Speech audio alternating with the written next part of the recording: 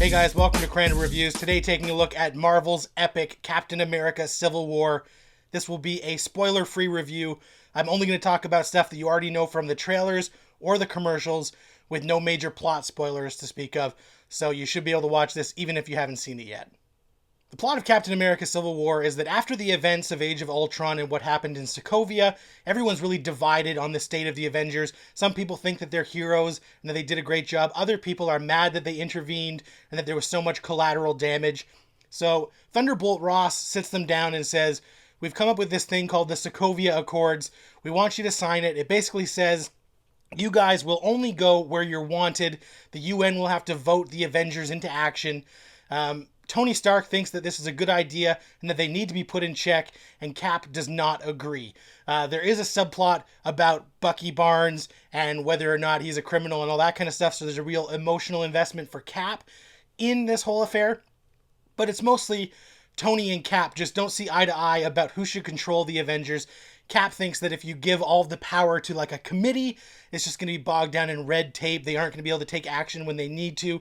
And, you know, with great power comes great responsibility. And Captain America thinks he's the most responsible to make those calls. They've changed it a bit from the comic, but it really works for the movie. Streamlined, really interesting plot. The Russo brothers, who did such a great job with Captain America, the Winter Soldier, are back directing this. And they've really taken it to another level. That political thriller vibe they had going through Winter Soldier is back, and I would say there is action in the first half, but it's a lot more restrained, and they're setting the building blocks of everything into place and reminding you of the stakes. And this movie makes Age of Ultron more important than it felt at the time, because without the events of Ultron, we don't get here, and this really sells the emotion and the importance that other movie franchises sort of rush through because we've taken the time to get here. I love that the Russos maintain their Jason Bourne-style kick-ass action. Black Widow kicks so much ass in this movie. The fights between superheroes are amazingly good. Lots of great action. Some hilarious moments as well. So it's not all tense, but for people who found too many jokes in Age of Ultron, when this movie goes serious, it goes real serious. So they know that there's a time for one-liners and a time for goofing around, but then when it's time to be serious, the last act of this movie really buckles down and gets some of the most emotional stuff in the history of the MCU onto film, with one Tony Stark moment in particular, with just a look that Robert Downey Jr. absolutely kills it in the final act of this movie. But there's enough action and fun along the way that this is easily one of the best movies in the MCU, if not the best, because it takes everything good about Captain America the Winter Soldier and mixes it with the fun and team dynamic from the Avengers movies to be something that people, I think, are going to lose their mind for. And it's got a lot of great character building moments. I would say Captain America is one of the least interesting characters in this movie, but that's just by virtue of so many other great characters. So even though it is Captain America Civil War, he is kind of the least interesting guy in it, but you need a straight man to ground it all. And the Captain America trilogy from Marvel has proven to be one of those trilogies where each movie is better than the last, and this one definitely elevates it big time. One of the things I really liked is we get more backstory on the Winter Soldier. We find out more about that whole program, and we get some really great Winter Soldier action scenes.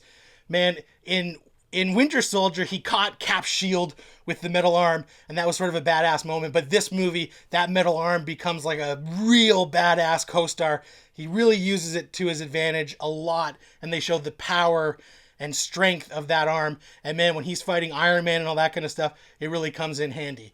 Agent 13 gets a little bit more to do, and I love Emily Van Camp, but she's still sort of relegated to the background and doesn't have as much invested in the movie as I would have liked, especially if they're going to try and make her a love interest for Steve. It would have been nicer to have just a little bit more, but this movie is very packed. Scarlet Witch and Vision both get some nice scenes together, and we see the importance of Scarlet Witch's powers and how she really can use them when she's now got full control in action mode. And she gets some of the moral dilemma stuff of the movie, and everybody's really divided over her, so I really like that balance. Paul Bettany does a great job as Vision, and it takes a little bit of getting used to see him wearing like street clothes and bright lights, but I still like this character, not as much as I did in Ultron, but still they gave him some stuff to work with. Of course, everybody's really wondering about the new characters to the MCU, and I've got to say that Marvel has done it again with their brilliant casting. Chadwick Boseman as Black Panther is perfect. He's regal, sophisticated, yet there's an emotion there and a grit that you can see just behind the eyes. The suit is awesome and badass. And of course, Tom Holland as Peter Parker and Spider-Man. We get a little bit of Peter Parker, enough to let me know that Spider-Man Homecoming is something I'm definitely dying to see. And he has some great interplay with Tony Stark. And then when he puts on the Spidey suit, you've seen it in the trailers where he shows up in this one big airport scene. It's the best Spider-Man on film that we've seen yet. Totally captures that one-liner, high school kid wearing a costume, just having fun attitude. I really loved it. It looks great in motion on the screen, and he's definitely a highlight of the movie. This one big action sequence that sort of brings everybody together is really good because we get some levity during it. Ant-Man and Paul Rudd are just so good, and he gets one of the best moments of this movie that people are going to go crazy for. Don Cheadle as War Machine is good, and they really give some emotion to that character and raise the stakes a bit with him. I really love this dynamic, Black Widow going up against Hawkeye, because they're such good friends, and there's some moments where we get some jokes, but then when it needs to be serious again, it's serious again, and I really appreciated that. There's some great action scenes in here.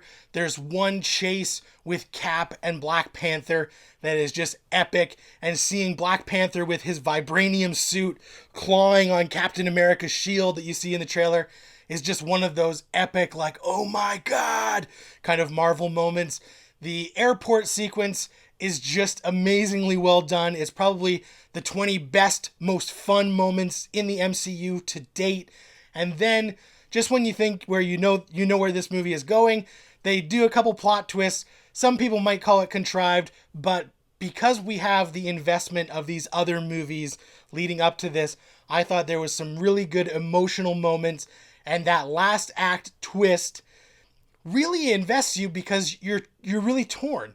I was Team Cap for so much of the movie, and then in that one moment, you really understand, okay, this is not what we thought it was, and you really feel for the other side, and you see both sides of the argument, and then we get an awesome epic battle. So it really pulls you both ways, and even if it is something that a lot of people might already expect what it's going to be, I still thought it was really interesting that they decided to go there, and it really gets to you because it's heavy, it's instantly relatable, and then we just get intense action seeing our favorite heroes going up against each other, and it's not an easy out.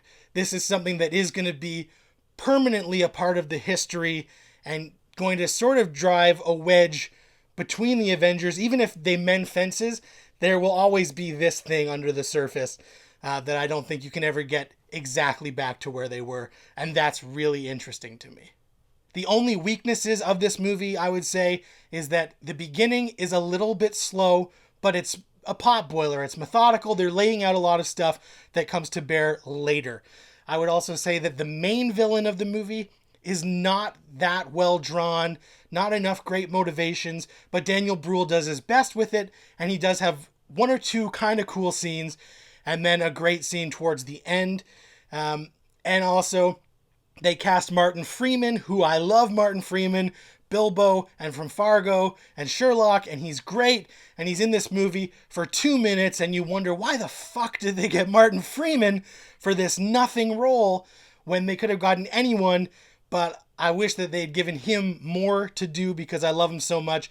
But I think the MCU is in great hands. The Russo brothers keep things tight, moving quick, and they get really good performances out of the cast. I can't wait to see what they do with a full-blown Avengers 2-part movie, and I can't wait for Spider-Man Homecoming. So hit the comments. Let me know if you've seen Captain America Civil War, what you thought, what was your favorite part. Like the video, and don't forget to hit subscribe.